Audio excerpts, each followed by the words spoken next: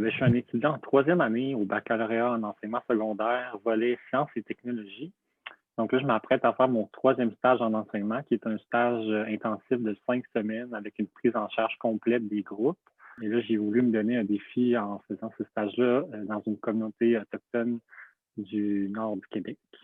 Et je voulais aller voir une autre culture scolaire, aller apprendre aussi des différentes méthodes, apprendre aussi des enjeux sociaux qui peuvent être présents dans les communautés autochtones. Euh, Honnêtement, c'était partagé comme émotion. J'avais une fébrilité positive qui était comme un peu sous forme d'excitation. J'avais hâte.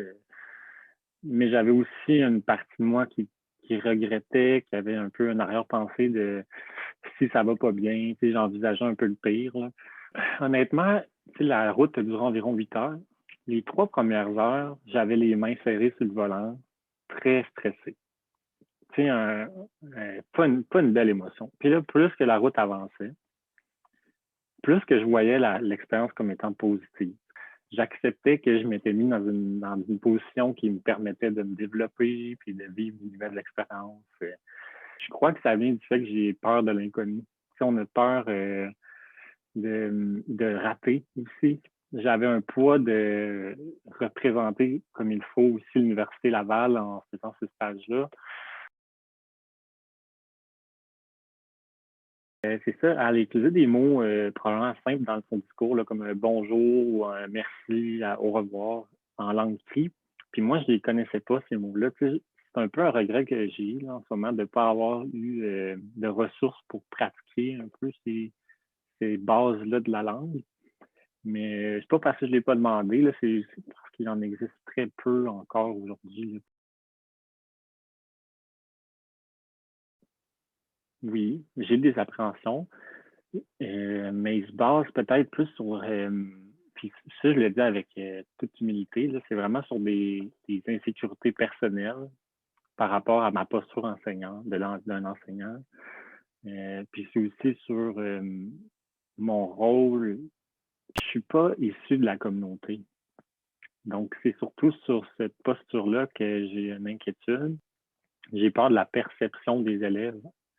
Est-ce que ça va être vu comme une intrusion? Mais pas par rapport à mes contenus enseignés. Mais j'ai hâte de rencontrer les jeunes, c'est sûr, parce que j'ai hâte de voir ça va être quoi leur rapport à moi.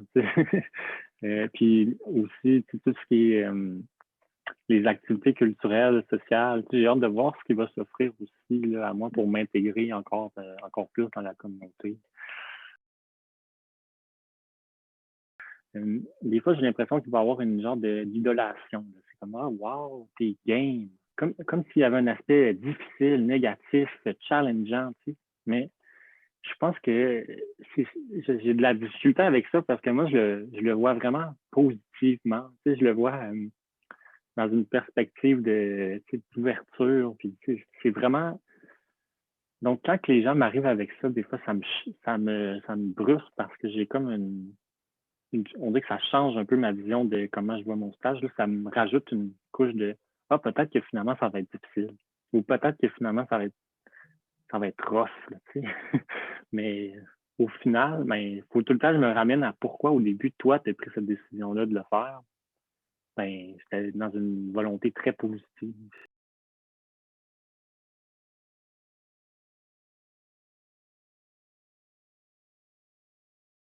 Première journée, j'étais dans une phase d'observation. C'était de commun accord avec mon enseignant associé ici. C'est là aussi que j'ai pu me présenter aux élèves.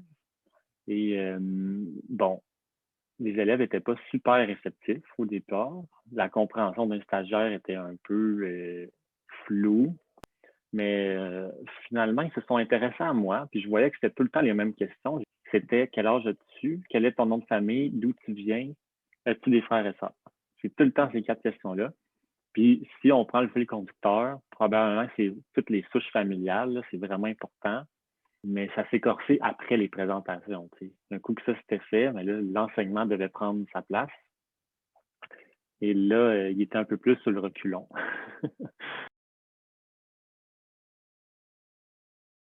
Mais c'est des défis qui sont complètement différents ici. L'école est obligatoire pour les jeunes. Par contre, c'est la vision qu'ils ont de l'éducation qui est complètement différente. Tu sais. Puis ça, je crois que ça part de la famille, ça part de traumatismes intergénérationnels aussi, de la vision de l'école. Ça fait en sorte qu'il y a beaucoup d'absentéisme à l'école, il y a beaucoup de désengagement, il y a peu, ben, ou pas, d'élèves qui vont apporter de sacs à dos, de fournitures scolaires. Donc, les jeunes vont arriver les mains vides, puis ils vont repartir les mains vides. Donc, c'est sûr que lorsque je suis en posture d'enseignant, ben, je dois faire en sorte que ça s'arrime avec cette réalité-là. Donc, je ne peux pas m'attendre à donner des documents aux élèves et qu'ils les remplissent parce qu'ils n'ont même pas de crayon avec eux. On ne peut pas arriver avec des savoirs essentiels puis seulement que les lancer aux élèves, l'enseigner comme si c'était une vérité absolue. Il faut tout contextualiser. Tout contextualiser dans un cadre qui est authentique, qui est proche de leur quotidien. Puis ça, c'est une beauté. La commission scolaire CRI, ils vont avoir un curriculum adapté à la culture CRI, ce qui fait en sorte que tous les savoirs de sciences sont reliés à un enjeu, une problématique, une réalité CRI, du territoire.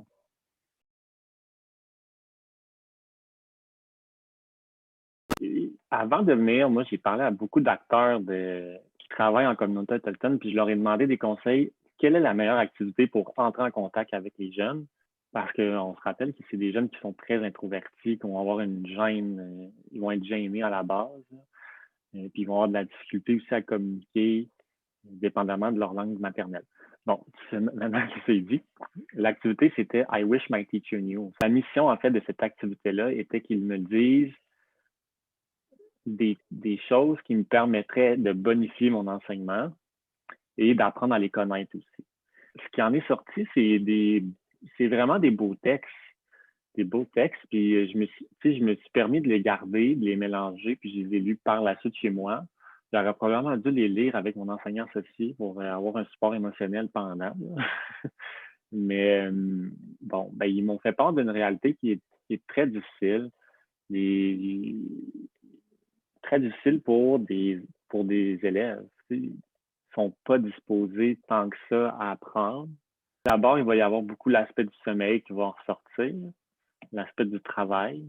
Et ensuite, il y a beaucoup la faim. Donc, ils vont souvent avoir écrit qu'il y avait un sentiment qu'il y avait faim. Là. Sinon, ils m'ont dit qu'ils n'étaient pas motivés. Les devoirs, c'était pas possible. Mais la plupart vont avoir été dans le personnel, familial, sans que je l'ai vraiment demandé, là, je tiens à dire que j'ai vraiment rien demandé. Là. Je leur ai juste dit, je l'ai écrit au tableau, I wish my teacher knew, 3 petits points, je n'ai même pas donné d'exemple. Je leur ai demandé d'écrire ce qu'ils avaient en tête, puis c'est ça qui en est sorti. Donc, c'est sûr que moi, c'est un constat qui est difficile quand même, parce que en tant que stagiaire, je me sens démuni. Puis je comprends maintenant aussi leur attitude en classe. C'est ça. Le premier constat qui a été très difficile pour moi, c'est de voir des jeunes qui ont la tête baissée, qui regardent le sol, qui se tournent les pouces. Euh, peu d'interaction sociale entre les jeunes. Ce qu'on trouve très rarement là, dans les écoles du Sud. Là, souvent, les jeunes vont se parler là, ensemble ou se chamailler ou c'est juste socialiser en général. Mais ici, c'est très silencieux.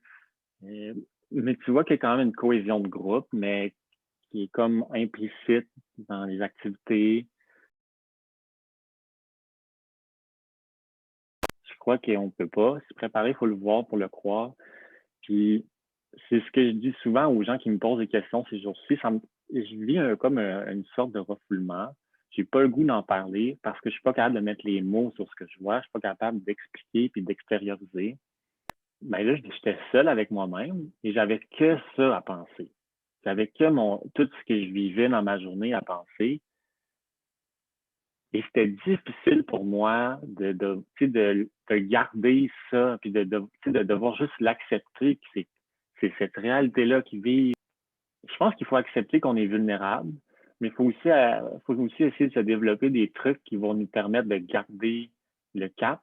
Parce que si vous êtes comme moi, ben, probablement ben, que vous êtes fragile, ben, peut-être que ça va être difficile. Les gens qui ne sont pas de la communauté, mais qui viennent travailler ici, vont avoir aussi un très gros lien ensemble. Puis ça, c'est vraiment inspirant. C'est beau à voir, puis ça fait en sorte que c'est un tissu social qui est fort, parce qu'on est tous comme dans la même situation. Ben, veux pas, on vit des choses difficiles, donc c'est important de pouvoir en parler avec des gens qui vivent la même chose. Parlant d'une phrase qu'une prof me dit, qui m'a vraiment, vraiment inspiré, me dit, moi, mes élèves, quand ils rentrent dans ma classe, s'ils ont juste appris que je les aimais aujourd'hui, c'est suffisant pour moi. Puis ça a vraiment résonné parce que je me suis dit, c'est exactement ça l'école ici. C'est de leur donner confiance, donner des modèles positifs, puis à travers ça, des apprentissages.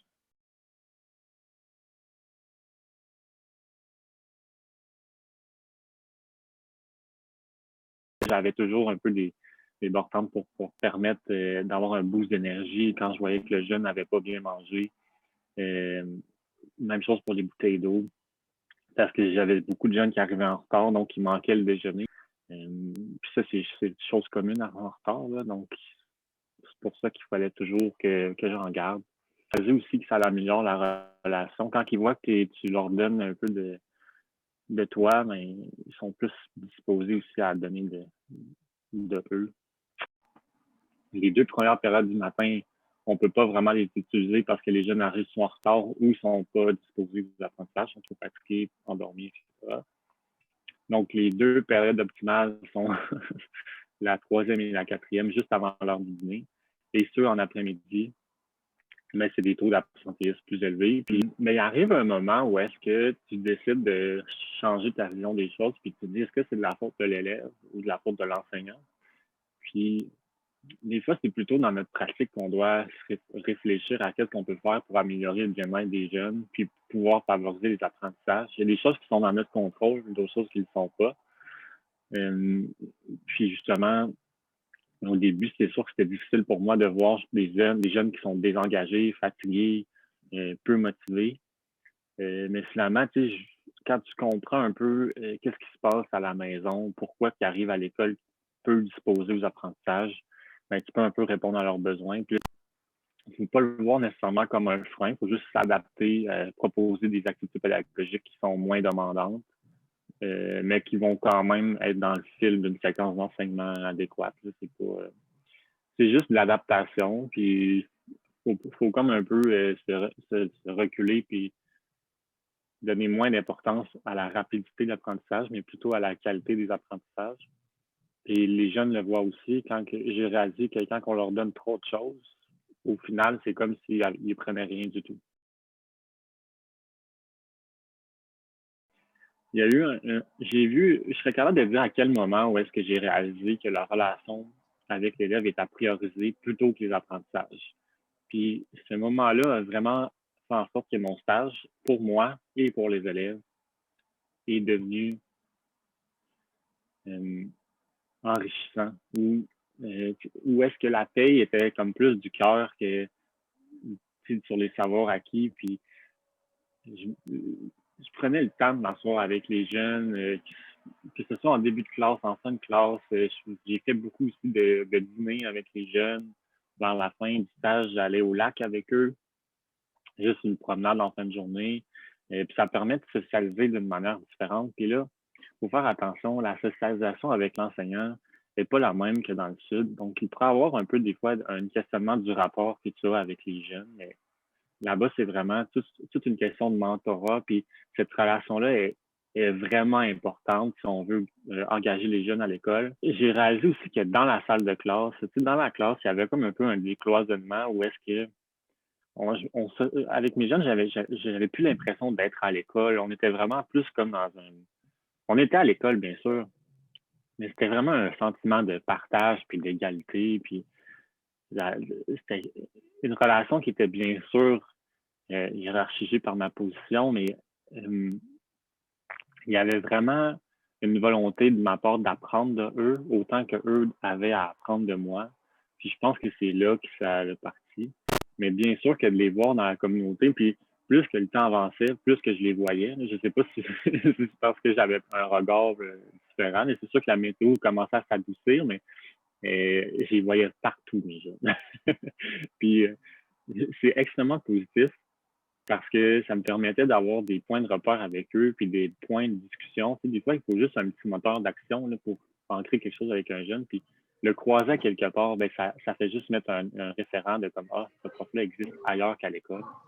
Tu sais, des fois, on a un recul professionnel en se disant, je dois me distancer des jeunes pour faciliter la gestion de classe, puis ça, puis c'est tout à fait correct dans un cadre d'école dans le Sud, mais là-bas, ça va être un handicap pour l'enseignant parce que les jeunes ne seront pas capables de s'associer à lui.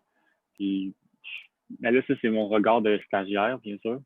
Mais avec toutes les discussions aussi que j'ai eues avec les enseignants là-bas, c'est ce que j'en ai compris. Et lorsque la relation se solidifie, ben, c'est là que j'ai senti que tout était propulsé exponentiel. Donc, c'est là que j'ai vu le potentiel de ces jeunes-là, soit académique que personnel.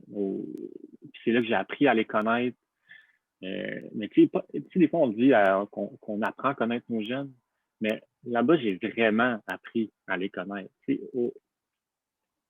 J'étais capable de voir l'être humain derrière le jeune, le futur adulte qui est en développement. Je suis capable de voir leur potentiel de réflexion. Euh, Puis au départ, je le voyais pas du tout. Je voyais souvent plus des jeunes fatigués, démotivés. Le portrait était beaucoup plus négatif. Puis maintenant, ben, avec vraiment, vraiment du recul, c'est juste du positif que j'ai pour ces jeunes-là. La différence qu'au début du stage, j'avais, c'est que je prenais les émotions des jeunes comme si c'était les miennes. Tu sais, je voyais les jeunes fatigués, donc je voyais ça comme je prenais un peu toutes ces émotions-là. Tu sais, je voyais les jeunes, j'ai eu des témoignages assez troublants, difficiles à lire, à voir. Ce jeu-là a été vraiment profitable pour moi. Je ne sais pas pour les jeunes, par contre, mais pour moi, c'est sûr et certain que ça m'a permis de mettre des mots sur les comportements, puis de mettre des raisons sur les comportements que je voyais en classe. Puis ça l'excuse d'une quelque sorte le comportement. Donc c'est là que mon regard a beaucoup changé. Au début, j'avais comme plus un ton accusateur, pas envers eux directement, là, plus dans mon esprit personnel. Là. Donc je les responsabilisais beaucoup. Tu sais, ah, si tu n'écoutes pas, mais tant pis. Quelque chose comme ça. Et, tu sais, ça me permet aussi de prendre beaucoup de recul et de me dire ces jeunes-là ne sont pas capables d'écouter en raison de ça, donc je vais essayer de les aider, tu sais, je vais les prendre par la main un peu plus pour atténuer, tu sais, la raison pour laquelle sont pas prêts à apprendre quoi que ce soit. Les apprentissages comme humains ou tu sais, la vision un peu plus humaine de l'enseignement, elle est transposable dans le Sud. Puis au contraire, il ne faudrait pas que je perde ça, puis il faudrait que je le réinvestisse plus tard dans mes classes.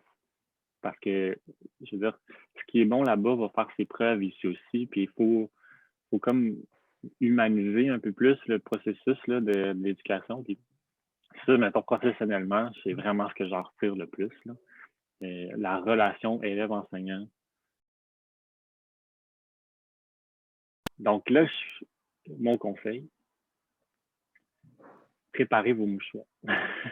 Au début, j'étais hyper macho. Je voulais pas pleurer. Tu sais, je voulais pas me laisser aller dans mes émotions. Puis c'est sûr que pour moi, ça a été difficile au début d'accepter que je vivais réellement un choc culturel. Puis on a bien beau se le faire dire que c'est ça qui va arriver. Mais des fois, tu te dis, ben non, c'est juste moi qui est pas fait assez fort ou je suis trop faible là, pour vivre ces réalités-là. Mais au contraire, je pense que c'est justement d'évacuer ce trop-plein-là va juste permettre d'être plus fort après, puis